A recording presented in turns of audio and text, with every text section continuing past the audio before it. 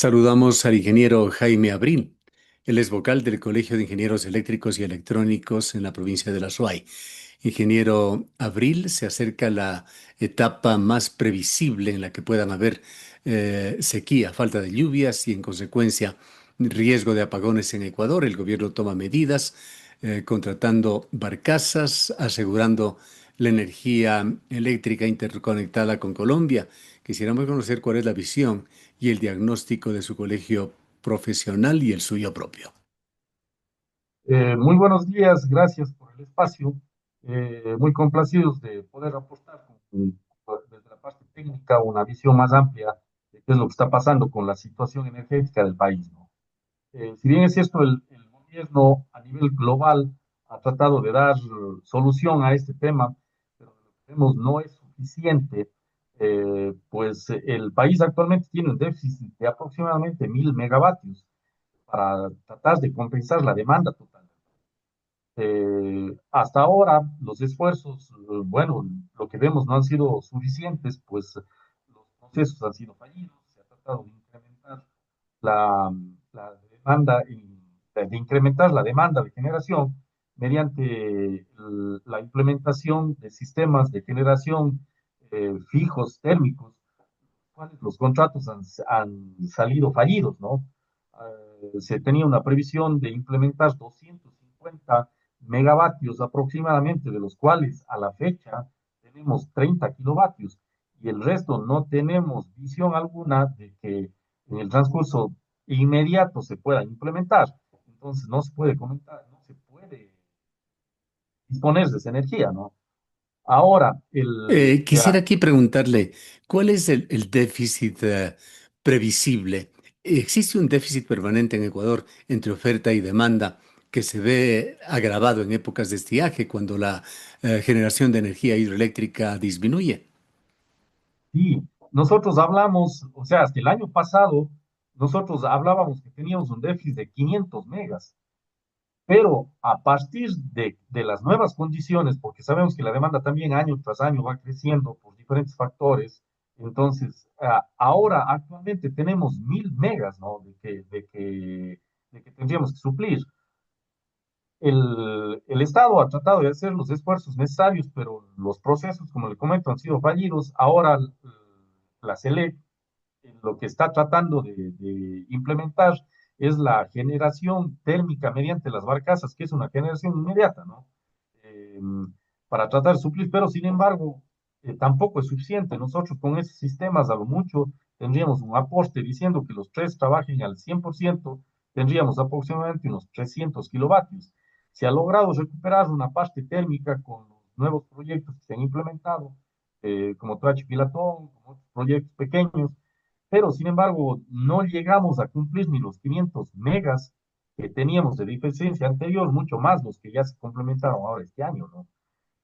Y con esa previsión, efectivamente, el país en condiciones de sequía severa como las que enfrentamos el año anterior, no podríamos llegar a compensar con la energía que tenemos para producir tanto como energía eléctrica o térmica o los proyectos eólicos. Bueno, son energías puntuales y pulsantes que aportan, pero no son suficientes para completar toda la demanda que es necesaria en el país.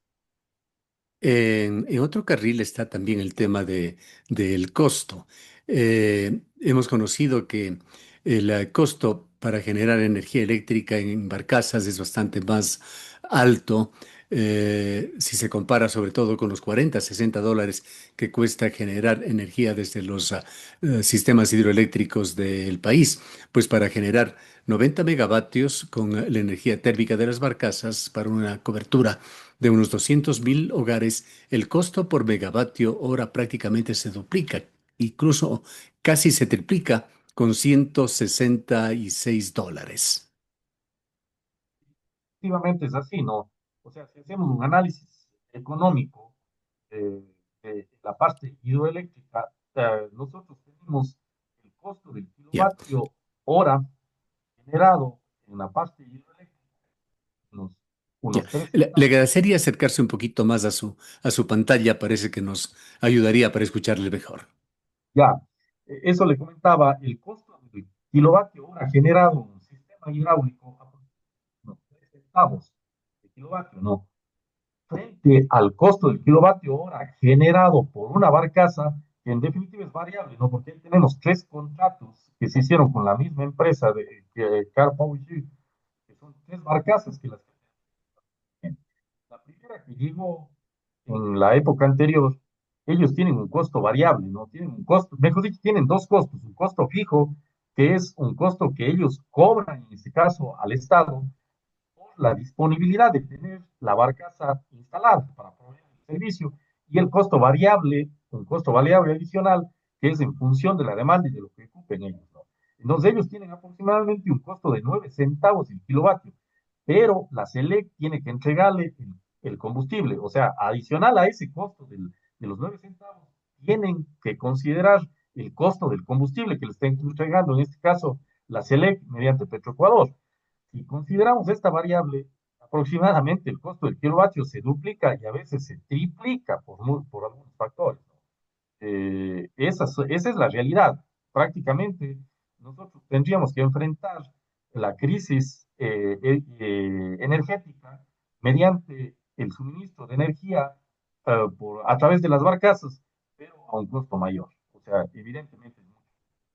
Y si vamos a la energía que importamos de Colombia, los costos son aún más altos, pues entendemos que el piso en la energía colombiana bordea los 20, 22 centavos el kilovatio hora, mientras el techo puede superar, como lo ha hecho en ocasiones, los 50 centavos. Sí, efectivamente es así, ¿no? Eso también es un costo variable, ¿no? En este caso, Colombia lo que ha hecho es vendernos energía de la que ellos tienen disponible, ¿no? O sea, ellos, igual que nosotros, generamos mediante sistemas hidroeléctricos y mediante sistemas térmicos. Entonces, ellos, de acuerdo a su demanda que tengan de disponibilidad, ellos dicen, perfecto, yo le puedo entregar energía a Ecuador, pero de nuestros sistemas térmicos. Pero nuestro sistema térmico cuesta 30 centavos, 40 centavos el kilovatio. Entonces, si quieren, perfecto, les entregamos, o de no pasa nada. Entiendo que ahora, inclusive, creo que en el mes anterior, mucha gente se preguntaba que por qué Ecuador había importado energía de Colombia, ¿no? Creo que había algún tema de exceso de energía producida por los sistemas hidroeléctricos. Y Ecuador, ante una visión de que se nos venía el estiaje, entonces ellos trataron de aprovechar un tema de un costo-beneficio, ¿no? Ellos dijeron, perfecto, ahora les podemos entregar energía producida por nuestros sistemas hidroeléctricos a un costo preferencial súper bajo. Necesitan, entonces Ecuador optó por eso para tratar de preservar nuestros embalses ante la venida posible del estiaje, ¿no? A partir de agosto, que ya se preveía. Vemos que gracias a Dios se está desplazando los periodos y aún mantenemos todavía nuestros caudales y nuestros niveles en las represas, considerando que el 90% aproximadamente de la energía producida dentro del país se está alimentando de nuestras centrales hidroeléctricas. Esa es la realidad por el momento. Hay formas de, por lo menos, atenuar esta dependencia, si no desaparecerla, de volver realmente energéticamente soberano a Ecuador. Y para que esto se dé, ¿qué es lo que tendría que suceder? Entendemos que allí, de hecho, entra como una condición una mejor planificación a largo plazo. Y efectivamente, o sea, todo se debe a un plan maestro, ¿no? Nosotros dentro de la parte eléctrica se tiene una proyección de demanda, inclusive desde muchos años atrás se tiene una proyección de demanda al año 2025, cuánto deberíamos haber nosotros instalado como generación para poder suministrar la demanda que tenemos actualmente, ¿no? Entonces, dentro de ese plan maestro de electrificación, constaban la instalación de algunas centrales hidroeléctricas y proyectos importantes, que son los que prácticamente van a soportar la mayor parte de la energía del país.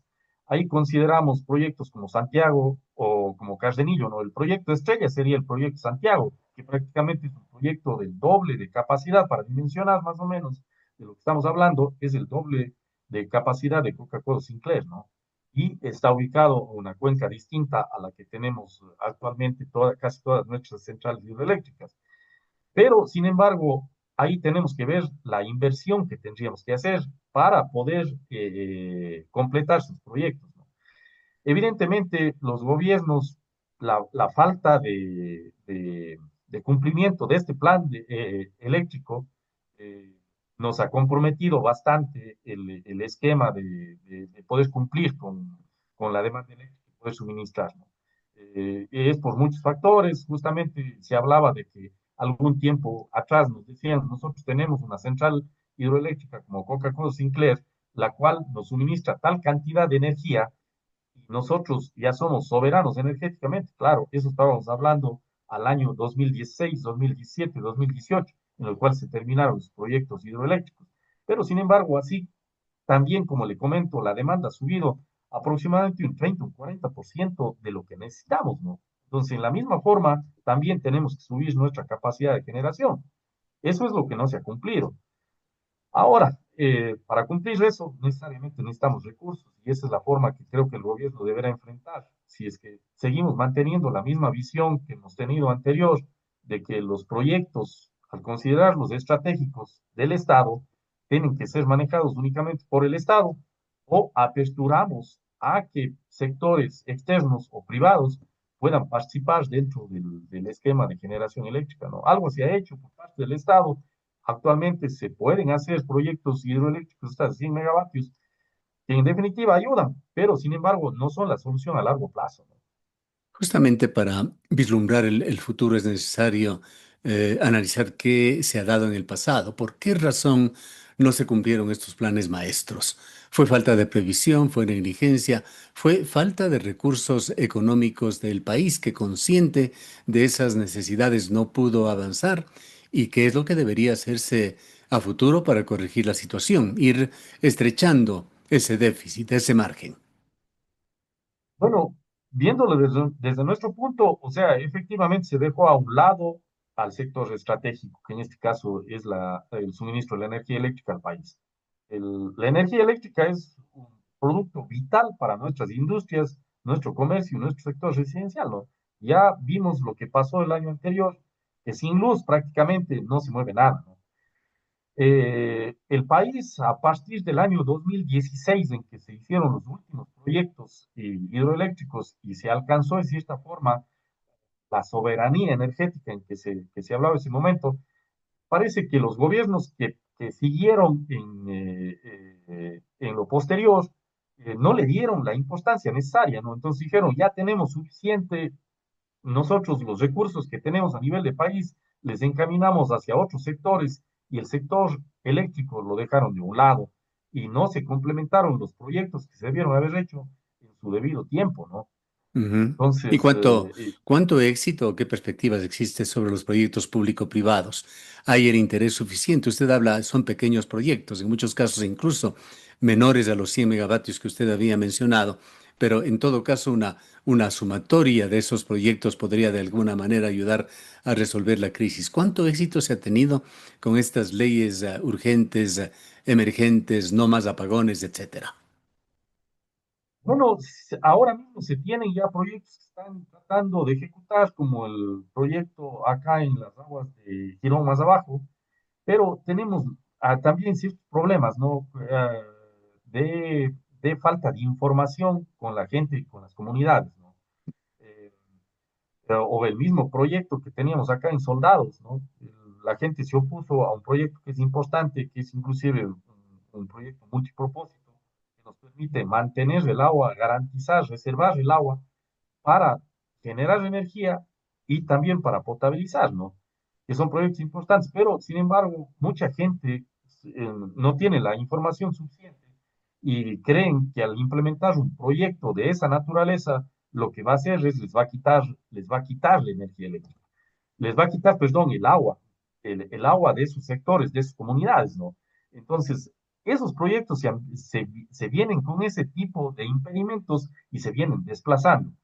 Hay proyectos que se están haciendo pequeños, como los que usted menciona, justamente los estamos mencionando, de 100 megavatios que están haciendo la parte privada, que son interesantes. Muchos de esos van a sumar y podemos hacer